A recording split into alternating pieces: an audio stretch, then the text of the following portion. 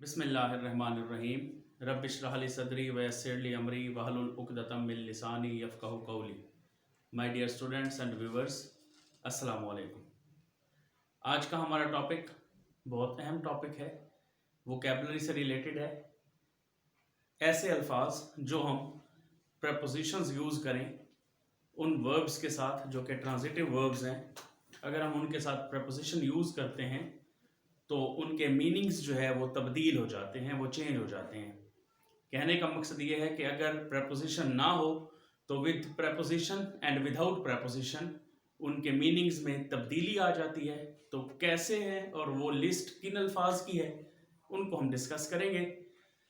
पहले लफ्ज़ की तरफ हम जाएंगे, transitive verbs used with and without preposition. जो टॉपिक है हमारा, transitive verbs use with and without preposition. पहला इसमें हमारे पास वर्ड आ रहा है एडमिट। अब अगर हम बात करते हैं एडमिट की, तो एडमिट सिर्फ एडमिट हो तो उसका मतलब है तस्लीम करना, मानना। और अगर हम एडमिट ऑफ लगा देते हैं तो इसका मतलब बन जाता है गुंजाइश रखना। तो यहां पे प्रपोजिशन लगाने से ही मीनिंग जो है वो तब्दील हो गया है। वर्ड एक ही है एडमिट, लेकिन अगर सिंपल एडमिट है, सिंगल है, तो तस्लीम करना के मीनिंग में आएगा।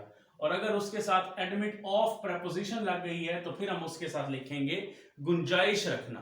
तो वहां पे मीनिंग क्या बन जाएगा उसका, गुंजाइश रखना।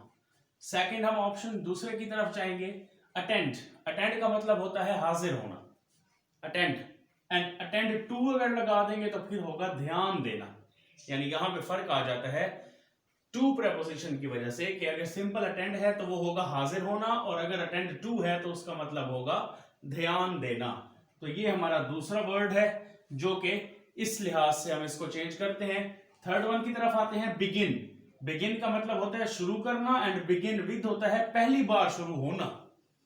अब यहां पे डिफरेंस आ जाता है कि कोई भी काम आप स्टार्ट लेते हैं, अगर आपने पहले वो नहीं किया तो वो बिगिन होगा, लेकिन अगर आप बिगिन विद लगा देते हैं तो ये होगा कि आप उसको फर्स्ट टाइम ही स्टार्ट ले रहे हैं। बिगिन सिर्फ लग जाएगा तो इसका मतलब ये होगा कि एक काम आप कर रहे थे, आप लोगों ने उसको रोका और फिर उसको स्टार्ट कर लिया, तो वो बिगिन है। लेकिन जब बात आ जाती है बिगिन विद की तो फिर स्टार्ट ही पहली दफा होगा, पहली बार में ही हम उसको स्टार्ट करेंगे। तो ये तीसरा बिगिन और बिगिन विद का फर्क भी आप लोगों को क्लियर हुआ। फोर्थ वन आते हैं कॉल। कॉल का मतलब होता है आवाज देना, आई कॉल यू, मैं तुम्हें आवाज देता हूं।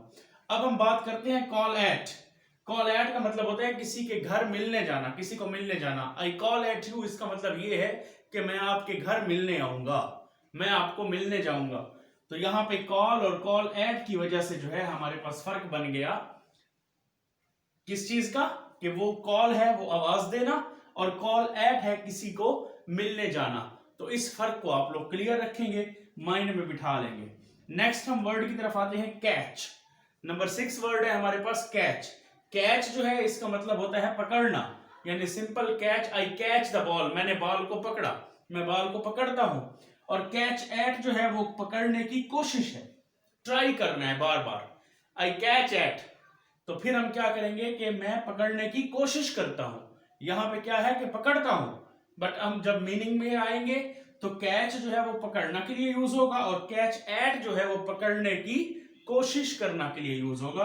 तो इस लिहाज से ये हमारा नंबर 5 वर्ड जो है वो इस तरीके से होगा। नंबर 6 वर्ड की तरफ हम जाते हैं, छठा नंबर है क्लोज। क्लोज का मतलब होता है बंद करना, और क्लोज विद जो है ये होता है मंजूर करना। क्लोज सिंपल होगा बंद करना, आई क्लोज द डोर, मैं दरवाजा बंद करता हूं। और क्लोज विद जो है मंजूर करना होता है, एक्सेप्ट करना होता है। किसी भी एप्लीकेशन को कह लें, किसी की कोई बात को कह लें, तो वो क्लोज विद होगा। Number 7 consult. कंसल्ट का मतलब होता है मशवरा करना, कंसल्ट मींस मशवरा करना, और कंसल्ट विद होता है बहस करना। तो ये फर्क याद रखें, कंसल्ट सिंपल हो तो मशवरा करना, कंसल्ट विद होगा तो उसका मतलब होगा बहस करना।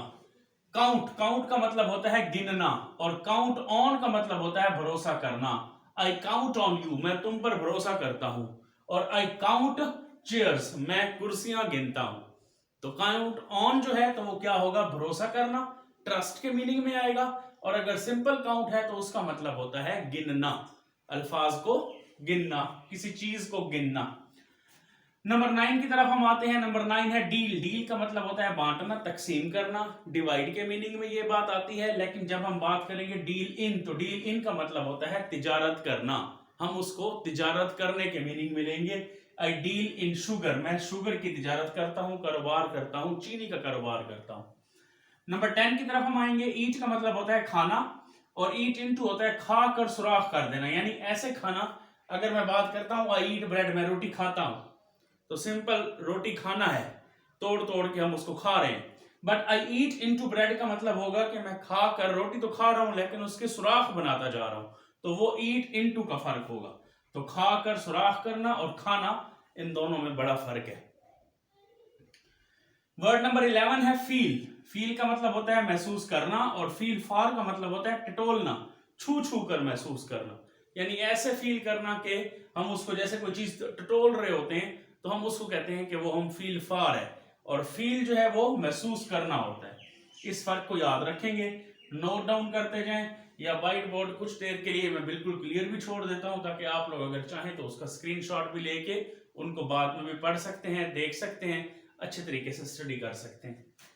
गेन, गेन का मतलब होता है हासिल करना, और गेन ऑन जो है बहा कर ले जाना, कोई भी चीज बहा कर ले जाना, उसके लिए गेन ऑन यूज होता है। और सिंपल गेन होगा तो उसका मतलब होता है बहा कर, गेन ऑन का मतलब होता है बहा कर ले जाना। नंबर 13 ग्रैस्प होता है मजबूती से पकड़ना, दबोच लेना। एंड ग्रैस्प एट का मतलब होता है पकड़ने की कोशिश करना, यानी कोई भी चीज है आप उसको पकड़ने के लिए ट्राई करते हो तो वो ग्रैस्प एट है, और अगर आप उसे पकड़ लेते हो, मजबूती से जकड़ लेते हो, तो वो सिंपल ग्रैस्प होगा। नंबर 14 की तरफ आते हैं। गॉड। गॉड का मतलब होता है खतरे से बचाना, खतरे से बचाना। और गॉड अगेंस्ट होता है किसी से खबरदार रहना, यानी किसी भी चीज से, किसी खतरे से, किसी बात से अगर हम खबरदार हैं, खबरदार रहेंगे, तो वो गॉड जो है वो अगेंस्ट होगा। और अगर खतरे से बचना है तो उसके लिए हम गॉड एट जो है वो, गॉड सिंपल जो है वो यूज करते हैं। नंबर 15 है इंक्वायर। इंक्वायर का मतलब होता है पूछना, आस्क करना। हम कोई क्वेश्चन इंक्वायर कर सकते हैं, कोई भी बात पूछ सकते हैं, तो इसके लिए हम सिनोनिम आस्किंग जो है वो भी यूज करते हैं। और अगर इंक्वायर इनटू है तो इसका मतलब होता है छानबीन करना। छानबीन से मुराद फिर यही चीज आ जाती है कि हमें उस चीज को देखना होगा कि हम उसकी तहकीक तक जाएंगे, उसकी जड़ तक जाएंगे, तब अगर हम बात करते हैं तो वो इंक्वायर इनटू होता है। और अगर सिंपल इंक्वायर होता है तो उसके लिए हम यूज करते हैं पूछना। मेडिटेट। मेडिटेट का मतलब होता है सोचना, लेकिन फ्यूचर के लिए। अगर हम फ्यूचर के बारे में सोच रहे हैं तो वो मेडिटेट करना होगा।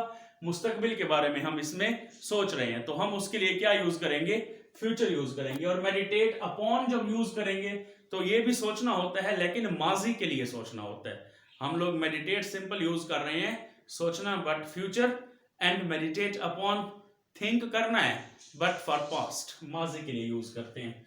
तो ये हमारे पास मेडिटेट के लिए भी वर्ड्स आ जाते हैं। 17 हम चलते हैं। 17 है मीट। मीट का मतलब होता है मिलना, किसी से मिलना। I meet you, and meet with होता है इत्तफाक से मिलना, ये थोड़ा सा फर्क है। Meet, I meet my friend, मैं अपने दोस्त से मिलता हूं। आई मेट माई फ्रेंड, मैं अपने दोस्त से मिला। अगर मैं बात करता हूं meet with, I met with my friend, यानी मैं अपने दोस्त से इत्तफाक से मिला, यानी वो रास्ते में जा रहा था, मुझे मिल गया। लेकिन अगर मिलना है तो हम प्रॉपर गए किसी के घर, उसको पता है मुझे मिलने आना है, तो वो मीट विद नहीं लगाएंगे, वहां पे हम सिंपल मीट ही लिखेंगे। तो ये फर्क मीट और मीट विद का है। नेक्स्ट हम आते हैं 18 नंबर पे, सर्च। सर्च है तलाशी लेना, तलाशी लेना सर्च के लिए है। और सर्च फॉर जो है वो मतलब होता है तलाश करना। हम अगर कोई तलाश कर रहे हैं चीज को तो उसके लिए सर्च फॉर यूज करते हैं। तलाशी लेना सर्च जो है सिंपल होगा तो उसका मतलब होगा तलाशी लेना। नंबर 19 की तरफ आते हैं। सी का मतलब होता है देखना, और C2 जो है इसका मतलब होता है ख्याल करना। किसी भी चीज के मतलब ख्याल करना है तो वो C2, और सी का मतलब होगा देखना, सिंपल वॉच, लुक। सेंड का मतलब होता है भेजना, और सेंड फॉर का मतलब होता है बुला भेजना, यानी आई सेंड द लेटर, मैंने लेटर भेज दिया। आई सेंड फॉर यानी किसी को मैंने बुलाना है, तो मैं I send for the lawyer, मैंने वकील को बुला भेजा, तो उसके लिए हम यूज कर रहे हैं send for. But I send the letter, telegram, तो वो वहां पे क्या आएगा, सेंड आएगा सिर्फ। नेक्स्ट 21 नंबर है स्नैच। स्नैच का मतलब होता है बेटा छीनना। किसी भी चीज को जब हम छीन लेते हैं तो वो स्नैच है। और स्नैच एट का मतलब होता है छीनने की कोशिश करना, ट्राई करना। वो चीज छीन ली या नहीं छीन ली वो बाद का इशू है, हमें उसकी कोशिश करनी है, तो वो स्नैच एट है। और अगर हमने उसको छीन लिया है तो वो स्नैच्ड है। ठीक है। नेक्स्ट 22 नंबर पे आते हैं स्ट्राइक। स्ट्राइक का मतलब होता है मारना और स्ट्राइक एट का मतलब होता है कोशिश करना। तो स्ट्राइक एट मारने की ही कोशिश करना। यहां पे ये कोशिश करना वो ट्राई वाला नहीं होगा, बल्कि मारने की कोशिश करने के लिए जो यूज करते हैं वो लफ्ज इधर आएगा स्ट्राइक एट। नेक्स्ट हम आते हैं टेस्ट। 23 नंबर है। टेस्ट का मतलब होता है चखना और टेस्ट अपॉन होता है जायका देना। चखना और जायका देना दोनों में फर्क है। हम टेस्ट कर रहे हैं किसी चीज को और उसमें नमक मिर्च डाल के सालन में उसको टेस्ट अपॉन कर रहे हैं, उसको जायका दे रहे हैं, तो वो हमारा फर्क हो जाएगा। नेक्स्ट 24 पे आते हैं टच। टच का मतलब छूना है और टच अपॉन की अगर हम बात करें तो इसका मतलब होता है इशारा करना। तो ये बहुत वाज़ेह फर्क। टच हम किसी भी चीज को छू लेते हैं, टच करते हैं, तो वो छूना है, टच करना। एंड टच अपॉन जो है तो उसका मतलब होगा इशारा करना। और लास्ट 25 नंबर पे हम आते हैं। 25 वर्क है। वर्क का मतलब होता है चलाना, कोई भी काम करना, वर्क करना। और वर्क एट जो है इसका मतलब होता है किसी जगह काम करना। वर्क तो कहीं भी हो सकता है, घर में भी हम वर्क कर रहे होते हैं, बाजार भी जा रहे होते हैं, तो ये भी एक वर्क है। लेकिन अगर वर्क ऐड करेंगे तो वहां पे हमें किसी जगह का तयन कर दिया जाएगा कि यहाँ पे हम वर्क ऐड का लफ्ज इस्तेमाल करते हैं। तो ये 25 जो है वो वर्ड्स थे जिनको हम ट्रांजिटिव वर्ड्स भी कहते हैं। अगर इनके साथ प्रपोजिशन जो है वो चेंज कर दी जाए तो इनके मीनिंग में भी चेंजिंग्स आ जाती हैं, यानी with preposition and without preposition दोनों का मफहूम अलग हो जाता है। उम्मीद करता हूं आप लोगों को आज का मेरा ये लेक्चर समझ आया होगा। अल्लाह आप लोगों का हामी नासिर हो। अल्लाह हाफिज।